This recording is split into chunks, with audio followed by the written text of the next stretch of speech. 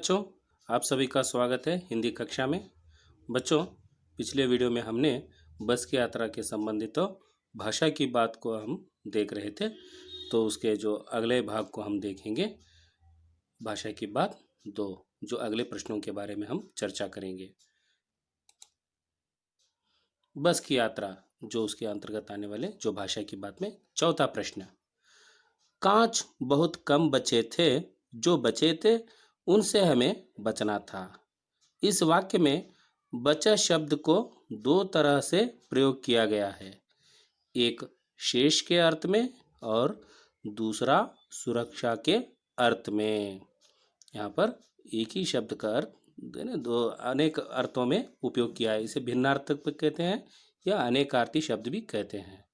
नीचे दिए गए शब्दों को वाक्यों में प्रयोग करके देखिए। जैसे यहाँ पे बचा शब्द का उपयोग उन्होंने एक ही वाक्य में दो बार जो प्रयोग किया है विभिन्न अर्थ के साथ, ठीक उसी प्रकार नीचे दिए गए ये यहाँ पर जल और हार, ये दोनों को अब क्या कीजिए, एक ही वाक्य में प्रयोग करना है, एक एक शब्द को, और उसका अर्थ अलग अलग रहे।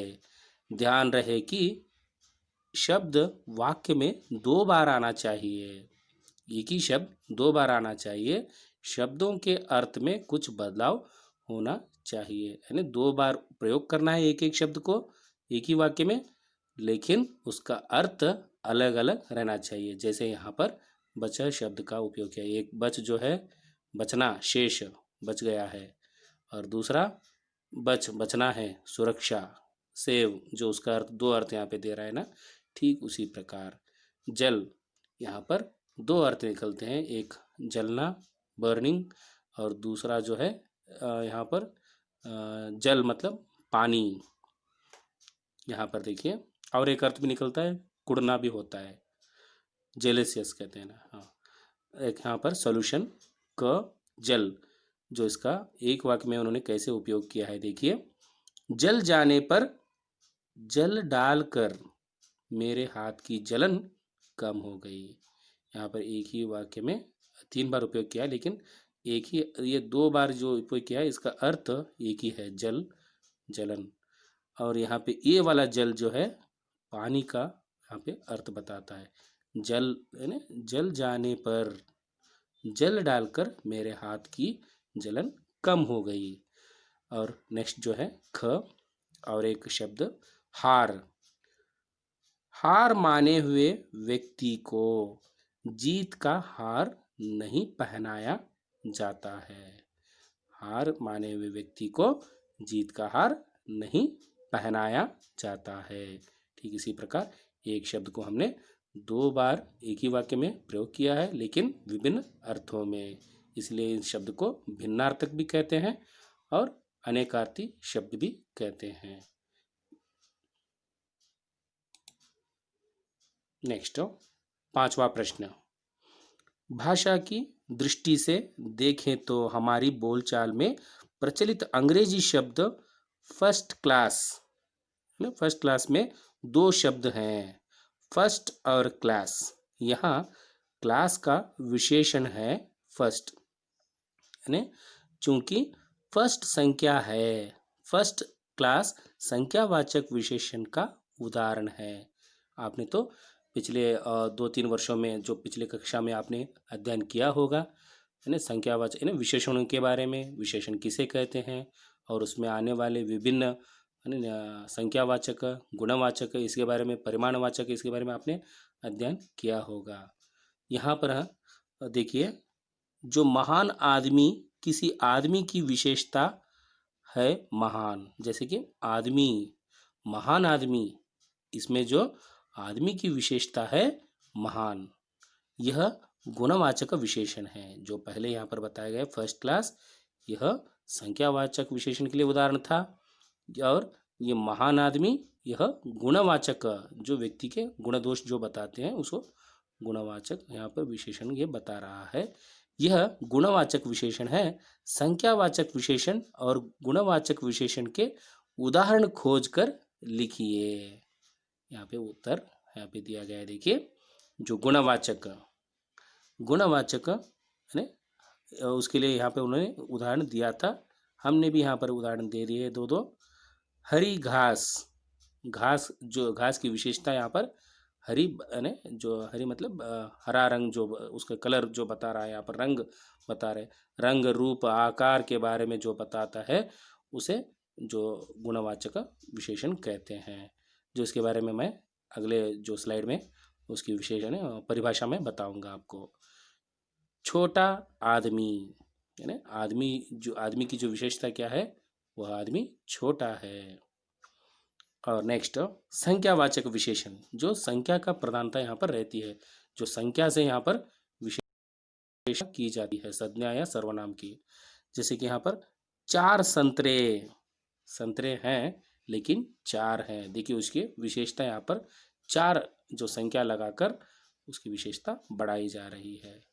दूसरी बिल्ली, यानी बिल्ली की विशेषता है जो दूसरी बिल्ली है, मतलब और एक वहाँ पर उपस्थित है।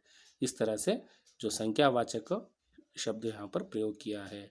चौथा रास्ता, इस तरह से चौराहा कभी कह सकते हैं, 4 रास्तों वाला जो चौराहा, इस संख्यावाचक विशेषण के अंतर्गत आते हैं। आइए इन विशेषण के बारे में हम देखेंगे। विशेषण, विशेषण की परिभाषा। विशेषण का शाब्दिक अर्थ होता है, शब्दशार्थ जो अर्थ होता है, विशेषता, विशेषता उत्पन्न करने वाला या विशेषक, जो विशेषता बनाने वाला शब्द। जो शब्द संज्ञा और सर्वनाम की विशेषता बताते हैं उसे विशेषण कहते हैं। किसके? संज्ञा मतलब नामों के, और सर्वनाम, सर्वनाम मतलब जो नामों के बदले जो जिन नामों का हम प्रयोग करते हैं, जिन शब्दों का प्रयोग करते हैं वो सर्वनाम। जो संज्ञा और सर्वनाम को जो विशेषता प्रकट करने के लिए हम जो शब्द उपयोग करते हैं वही क्या है? विशेषण है। जैसे कि कौन से वो शब्द, उदाहरण यहाँ पर दिए गए हैं। बड़ा, काला, लंबा, दयालु, भारी, सुंदर, कायर, टेढ़ा, मेढ़ा, एक, दो, वीर पुरुष, गोरा, अच्छा, बुरा, मीठा, खट्टा आदि। इस प्रकार विशेषण के बारे में हमने जानकारी प्राप्त कर ली। विशेषण के भेद, विशेषण के मुख्यतः 8 भेद होते हैं। उनमें से आपके लिए अध्ययन के लिए केवल 2 यहाँ पर विशेषणों का उपयोग किया गया है। एक है गुणवाचक विशेषण, दूसरा जो है संख्यावाचक विशेषण। आइए इसमें पहला गुणवाचक विशेषण को हम देखते हैं। संख्यावाचक विशेषण, संख्यावाचक विशेषण की परिभाषा। वे विशेषण शब्द जो संज्ञा अथवा सर्वनाम की संख्या का बोध कराते हैं, संख्यावाचक विशेषण कहलाते हैं। वे विशेषण जो शब्द हम उपयोग कर रहे हैं वो संज्ञा अथवा सर्वनाम की संख्या का बोध कराते हैं। वो कितने हैं, जो काउंटेबल, जो उसको गिनने के लिए जो शब्द हम उपयोग करते हैं वही क्या है? संख्यावाचक विशेषण कहलाते हैं। जैसे कि यहाँ पर उदाहरण, 5 घोड़े दौड़ते हैं, वाक्य में जब हम प्रयोग करते हैं। घोड़े की यहाँ पर संज्ञा है, जो इसकी विशेषता हमने 5 जो संख्या से उसकी विशेषता बढ़ा रहे हैं। 7 विद्यार्थी पढ़ते हैं, 7 जो विद्यार्थी हैं, 7 जो है विशेषण का, संख्यावाचक विशेषण के लिए उदाहरण है। इन वाक्यों में 5 और 7 संख्यावाचक विशेषण हैं क्योंकि इनसे घोड़े और विद्यार्थी की संख्या संबंधी विशेषता का ज्ञान होता है। नेक्स्ट, गुणवाचक विशेषण। गुणवाचक विशेषण की परिभाषा। जो शब्द संज्ञा या सर्वनाम के गुणधर्म, स्वभाव आदि का बोध कराते हैं उन्हें गुणवाचक विशेषण कहते हैं। या रंग रूप आकार, जो उनमें जो गुण मतलब गुणधर्म जो रहता है, जैसे कि खटास, मीठा, जैसे इस तरह की जो कड़वा, स्वभाव, जो ये काला, रंग रूप आकार, तो सभी यहाँ पर आते हैं जो गुणवाचक विशेषण के लिए उदाहरण बता देते हैं। जैसे कि अच्छा, जो व्यक्तिगत उसके गुण बताते हैं, अच्छा, पुराना, झूठा, सफेद। यहाँ पे इस तरह के जो उदाहरण दिए हैं। और कुछ उदाहरण हैं जो विभिन्न रूप से अलग अलग जो भागों में हमने मैंने बांट दिया है। जैसे गुणबोधक, अच्छा, बुरा, गोरा, वीर, कायर, क्रोधी। रंग बोधक, जो रंग के लिए बोले जाते हैं, सफेद, हरा, नीला, पीला, लाल। ये सभी जो रंगों से हम जो विशेषता बताते हैं गुणवाचक में आता है। आकार बोधक, जो कोई वस्तु की आकार कैसी है, मोटा, पतला, गोल, लंबा, चौड़ा। इस तरह से हम आकार जो उसको बताते हैं, कोई सर्वनाम या संज्ञा की जो विशेषता हम इस प्रकार यानी संख्या से नहीं, सॉरी, जो आकार से हम बताते हैं, जो इन शब्दों का उपयोग करके, ये गुणवाचक के लिए उदाहरण है। कालबोधक यानी समय जो बताता है, जैसे कि नया, पुराना जो हम उपयोग करते हैं, यहाँ पर ये सभी जो है गुणवाचक हैं, गुणवाचक विशेषण में आते हैं।